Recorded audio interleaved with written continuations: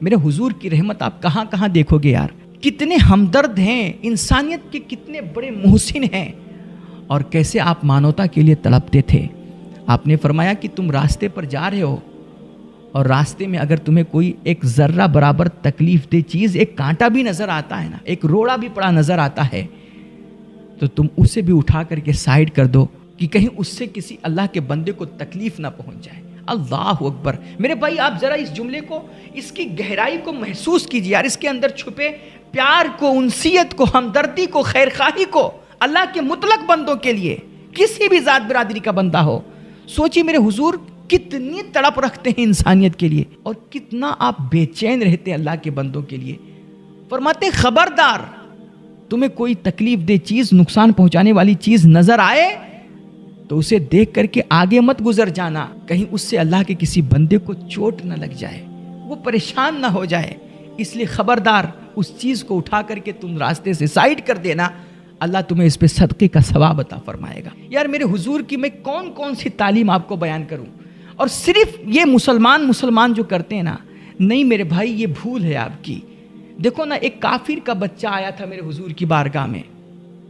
کافر عورت تھی نا, اس کا باپ مر گیا تھا, وہ یتیم تھا, کوئی نہیں تھا اس کا پرسانی حال, اور اس کی ماں غریب تھی, کوئی کمانے کھلانے والا تھا نہیں. تو سالوں سے ایک ہی کپڑے وہ پہن رہی تھی.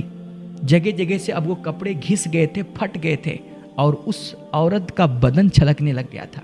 لڑکا تھوڑا بڑا ہوا تو اس کو شرم محسوس ہونے لگی کہ میری ماں کے کپڑے جگہ جگہ سے پھٹے ہوئے ہیں, اور میری ماں یہی پھٹے کپڑے پہن کر کے میرے سامنے آتی ہے.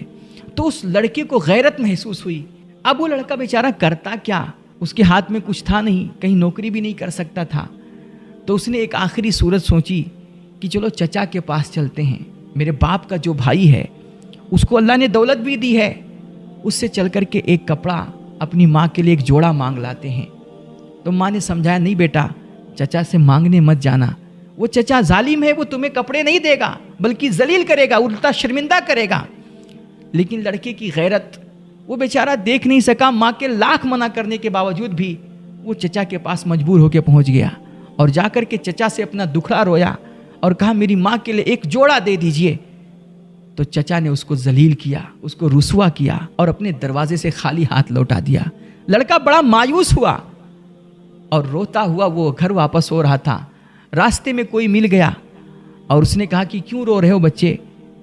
تو اس نے کہا کہ چچا سے اپنی ماں کے لیے ایک جوڑا مانگنے گیا تھا, لیکن چچا نے خالی ہاتھ لوٹا دیا ہے, اور مجھے ذلیل کر کے اس نے واپس کر دیا ہے. تو اس بندے نے کہا کہ تمہیں جوڑا چاہیے تو تم محمد کے پاس کیوں نہیں چلے جاتے ہو؟ اللہ اکبر. میرے نبی کے پاس کیوں نہیں چلے جاتے ہو؟ جاؤ, اس وقت وہ حرم کعبہ میں بیٹھے ہوئے ہیں.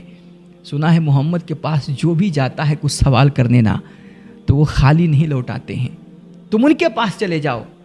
لڑکا اپنے گھر آیا اور اپنی امی سے کہا کہ چچا نے تو ذلیل کر کے واپس کر دیا ہے, لیکن ماں اگر آپ اجازت دیں تو میں محمد کے پاس چلا جاؤں. سنا ہے ان کے پاس جو بھی جاتا ہے نا وہ کسی کو خالی ہاتھ نہیں لوٹاتے ہیں. تو میں محمد کے پاس جا رہا ہوں صلی اللہ علیہ وآلہ وسلم. ماں نے منع کیا, بیٹا تمہیں معلوم نہیں کہ محمد کتنے بڑے جادوگر ہیں معاذ اللہ. اسی آج کل کی میڈیا کی طرح مسلمانوں کے خلاف جیسے آج کل کی میڈیا کتنے پروپیگنڈے کر رہی ہے, کتنی بدزنی پھیلا رہی ہے, کتنا ہمارے ملک کے اکثریتی طبقہ کے ذہن میں وہ زہر بھر رہی مسلمانوں کے خلاف کہ مسلمان یہ ہیں وہ ہیں ایسے ہیں ویسے, کتنی گندی تعلیمات وہ دے رہی ہے. ایسے اس وقت کی میڈیا نے بھی کیا تھا کہ عوام کے ذہنوں میں حضور کے خلاف اتنی نفرت گھول دی تھی اور ایسے ایسے الزامات لگائے تھے میرے حضور پہ کہ اکثر عوام آپ سے بدزن ہو گئی تھی, اور لوگ طرح طرح کی باتیں کرتے تھے آپ کے خلاف. اس عورت کے بھی ذہن میں یہی بات بیٹھی ہوئی تھی کہ معاذ اللہ محمد جادوگر ہیں. تو اس نے اپنے بچے کو منع کیا, بیٹا ان کے پاس مت جانا. سنا ہے جو ان کے پاس جاتا ہے انہی کا ہو کر کے رہ جاتا ہے. اگر ان کے پاس جاؤ گے تو اپنے دین دھرم سے ہاتھ دھو بیٹھو گے, باپ داداؤں کے دین کے باغی بن جاؤ گے, اس لیے خبردار ان کے پاس مت جانا. لڑکے نے کہا نہیں ماں, میں آپ سے وعدہ کر کے جاتا ہوں, میں محمد کا دین قبول نہیں کروں گا, بس صرف جا کر کے اس سے آپ کے لیے ایک جوڑا لے کر کے آؤں گا. ماں نے اس کو روکا لڑکے کو, لیکن لڑکا پھر بھی غیرت تھی, ماں کو اس طرح دیکھ نہیں سکتا تھا, اس لیے وہ دوڑا دوڑا میرے حضور کے پاس گیا. دیکھا میرے حضور خانہ کعبہ کے سائے میں ایک چادر اوڑھ کر کے تشریف فرما ہے. اس نے جا کر کے میرے حضور کو پہلے ہی کہہ دیا کہ دیکھو میں آپ کے پاس ایک حاجت لے کر کے آیا ہوں، لیکن میں آپ کا دین قبول نہیں کروں گا. میرے حضور مسکرائے اور آپ نے فرمایا بیٹے میرے پاس تو آؤ، کیا کام ہے تمہارا، کیا حاجتیں ہیں تمہاری، بولو تو صحیح. ٹھیک ہے تم میرا دین قبول مت کرنا لیکن اپنی حاجت بیان کرو. اس لڑکے نے کہا کہ میرے سر سے میرے باپ کا سایہ اٹھ گیا ہے، میں ایک یتیم ہوں اور میرا کوئی پرسان حال نہیں ہے. میری ایک ماں ہے، اس کے کپڑے جگہ جگہ سے پھٹ گئے ہیں، اس کا جسم جھلکتا ہے تو مجھے غیرت آتی ہے. میں اس لیے آپ کے پاس آیا کہ میرے ماں کے لیے ایک جوڑا عطا کر دیجئے، مجھے میرے ماں کے لیے ایک کپڑا دے دیجئے تاکہ اس سے میری ماں اپنا بدن ڈھانک سکے. اللہ اکبر. حضور رحمت عالم صلی اللہ علیہ وآلہ وسلم نے اس بچے کی بات سنی نا تو آپ تڑپ اٹھے. آپ کے پاس اس وقت تھا کچھ نہیں، صرف ایک چادر اوڑھ کر کے بیٹھے ہوئے تھے. آپ نے فوراً اپنی چادر رحمت اتاری اور اس بچے کے حوالے کیا. آپ نے کہا بیٹا اسے لے جا کر کے اپنی ماں کو اوڑھا دو. بچے نے حضور کی چادر رحمت جب پائی نا تو اس کی خوشیوں کی انتہا نہ رہی. وہ بچہ میرے حضور کی چادر لے کر کے دوڑتا ہوا خوشی خوشی اپنے گھر پہنچا اور اپنی ماں سے جا کر کے اس نے کہا ماں دیکھ میں نے محمد کا دین قبول نہیں کیا لیکن پھر بھی انہوں نے مجھے یہ چادر عطا کر دی ہے. اللہ اکبر. ماں نے جب یہ جملہ سنا نا تو اس کے دل پہ ایک بجلی سی گری اور کہا بیٹا کیا کہہ رہا ہے، تو نے محمد کا دین قبول نہیں کیا؟ کہا نہیں قبول کیا.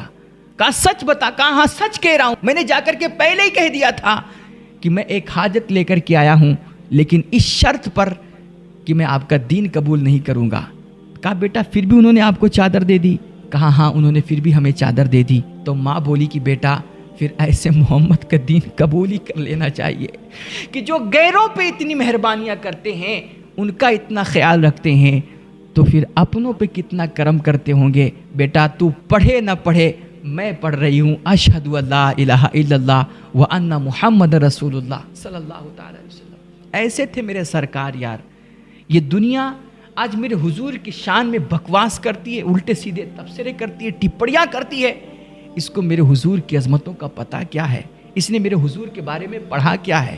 یہ تو نفرتی چنٹوں نے ان کے ذہن میں جو بھرا ہے اور میڈیا نے انہیں جو دکھایا ہے، جو بتایا ہے، وہ وہی بکواس کر رہے ہیں.